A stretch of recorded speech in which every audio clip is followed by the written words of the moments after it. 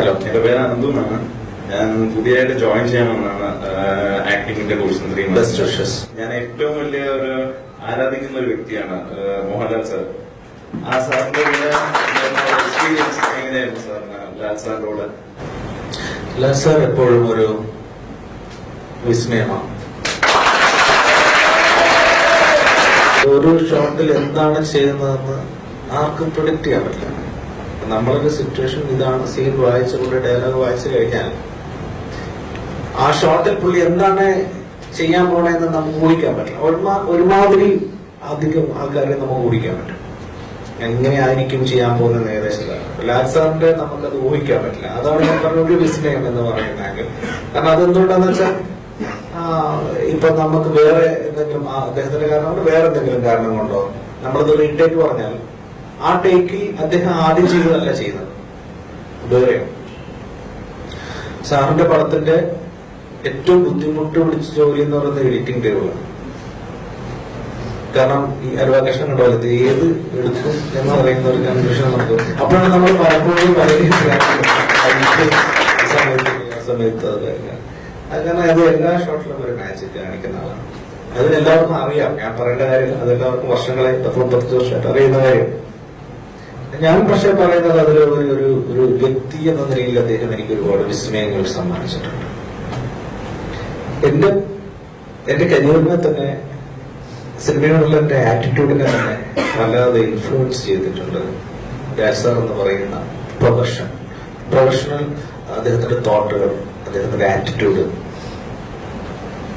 ഇപ്പോ നമ്മൾ ഒരുപാട് ആൾക്കാരോട് വർക്ക് ചെയ്തിട്ടുണ്ട്. എല്ലാവരും ഞാൻ അങ്ങനെ പേരെടുത്താരെയും പറയത്തൊന്നുമില്ല. പക്ഷെ ഞാൻ അസിസ്റ്റന്റ് ആയിട്ടായിരിക്കുന്ന കാലഘട്ടം കൂടെ കൂട്ടുകയാണെങ്കിൽ ഞാൻ 2020 വർക്ക് ചെയ്തിട്ടുണ്ട്. മലയാളത്തിൽ ഓൾമോസ്റ്റ് എല്ലാവരുടെയും കൂടെ നമ്മൾ വർക്ക് ചെയ്തിട്ടുണ്ട്. ഇദ്ദേഹത്തിന്റെ ഒരു പ്രൊഫഷണലിസം എന്ന് പറഞ്ഞത്, ഇപ്പൊ ഫോർ എക്സാമ്പിൾ നമ്മൾ 7 മണിക്ക് ആണ് നമ്മൾ അദ്ദേഹത്തിന് സമയം കൊടുത്തിരിക്കുന്നതെങ്കിൽ 6:55 അദ്ദേഹം വരും. കറക്റ്റായിട്ട് വന്നിരിക്കും. അത് എത്ര ദിവസം പോയാലും വരും. തലേ ദിവസം വെളുപ്പിന് ഷൂട്ട് ചെയ്തിട്ടുണ്ടെങ്കിൽ വരും. പക്ഷെ പറയുന്ന സമയത്ത് നമ്മൾ ഷോർട്ട് എടുത്തിരിക്കണം കറക്റ്റായിട്ട്, വേറെ വിഷയം.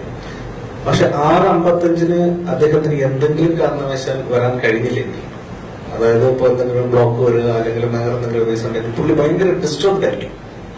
അന്ന് വരുന്ന സെറ്റിലെത്തി നമ്മളെടുത്തത് കമ്മ്യൂണിക്കേറ്റ് ചെയ്ത് മേക്കപ്പ് ഇട്ട് ഷോട്ട് എടുക്കുന്നവരെയും പുള്ളി ഭയങ്കര അത് അവിടെ പോലും വിളിച്ചു കൊടുക്കും. സോറി ഞാൻ ഇന്ന പ്രശ്നത്തിലാണ്. അതായത് വളരെ എത്രത്തോളം സിൻസിയർ ആയിട്ടാണ് അദ്ദേഹം അതിനൊക്കെ കൊടുക്കുന്ന ഇമ്പോർട്ടൻസ് എന്ന് പറയുന്നത് ഒരു പാഠമാണ്.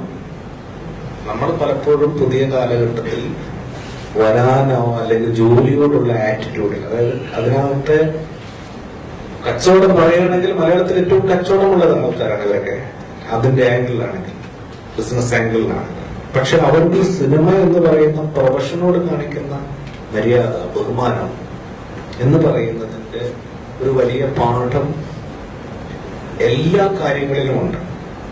സിൻസിയറായിട്ട് ഒരു ജോലി ചെയ്യുന്ന സമയത്ത് ഒരു ഡയറക്ടറുടെ വാക്കുകൾക്ക് കൊടുക്കുന്ന പ്രാധാന്യം, അതാരും ആവട്ടെ, ഞാനാവണം എന്നല്ല മറ്റൊരാളാവണം എന്നല്ല. ഇപ്പൊ സിബി സാറാണെങ്കിലും ജോഷി സാറാണെങ്കിലും ഞാനാണെങ്കിലും പുതിയൊരു ഡയറക്ടർ ആണെങ്കിലും എല്ലാം വൺസ് അദ്ദേഹം ഒരു പടം കമ്മിറ്റ് ചെയ്ത് കഴിഞ്ഞാൽ ഡയറക്ടർ എന്താണോ പറയുന്നത് അതിൽ ശ്രദ്ധിക്കുക, അത് ചെയ്യുക. അദ്ദേഹത്തിന് ഡൗട്ട്സ് ഒക്കെ ചോദിക്കും. പറയുന്നതെല്ലാം ചെയ്യാന്നുള്ള അർത്ഥത്തിലല്ല.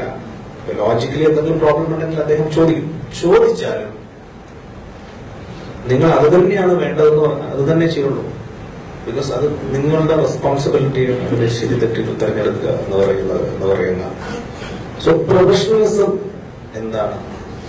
ഞാൻ വേറൊരു സ്ഥലത്ത് ഞാൻ പറഞ്ഞിട്ടുണ്ട്. അപ്പൊ എന്റെ മകൻ ഒരു ആക്ടർ ആക്കണമെന്ന് ഞാൻ ആഗ്രഹിച്ചാൽ അദ്ദേഹത്തിനോട് ഒരു 10 ദിവസം 1 മാസം വിടാൻ പറ്റുമെന്ന് ഞാൻ ചിന്തിക്കുന്നു.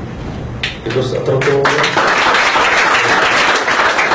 ട്രെയിനിങ് ആണ് സാർ എന്ന് പറയുന്നത്. Thank you.